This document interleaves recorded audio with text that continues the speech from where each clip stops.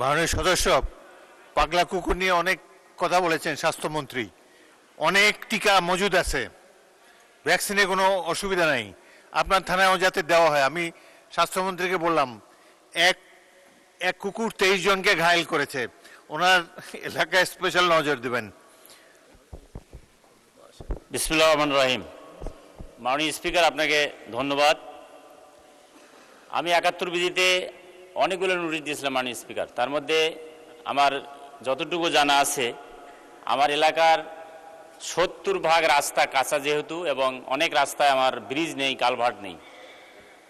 আমি আজকে এই মহান সংসদে দাঁড়িয়ে আপনার মাধ্যমে আমাদের স্থানীয় সরকার মন্ত্রী মহোদয়ের দৃষ্টি আকর্ষণ করছি, সুন্দরগঞ্জ এলাকায় 70% কাঁচা রাস্তা দ্রুত পাকাকরণের ব্যবস্থা উনি গ্রহণ করবেন কিনা, এবং সেই সাথে আমার 15টি ইউনিয়নের মধ্যে অধিকাংশ ইউনিয়নের রাস্তায় ব্রিজ এবং কালভার্ট নেই, সেই ব্রিজ এবং কালভার্ট দ্রুত কিভাবে উনি নির্মাণ করবেন।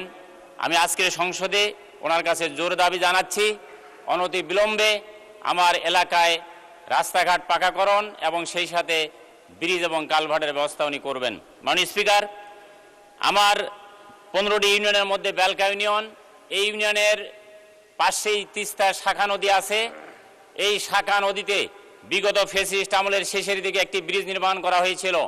সেই ব্রিজ নির্মাণের 6 মাসের মধ্যেই সেই ব্রিজ ভেঙে যায়। মাননীয় স্পিকার, আমি আজকে এই সংসদে আপনার মাধ্যমে এই ব্রিজ নির্মাণের 6 মাসের মধ্যে কেন ভেঙে পড়লো তার একটা সুষ্ঠু তদন্ত হওয়া উচিত, এবং সেই সাথে দ্রুত এই এলাকায় একটি নতুন ব্রিজ নির্মাণের জন্য আমি দাবি জানাচ্ছি। মাননীয় স্পিকার, মাননীয় স্পিকার, আমি একটু আগে আসরের নামাজের পূর্বে আপনার দৃষ্টি আকর্ষণ করেছিলাম, আমি দাঁড়িয়েছিলাম আমার এলাকায়। মাননীয় স্পিকার, গত 22 এপ্রিল একটি পাগলা কুকুর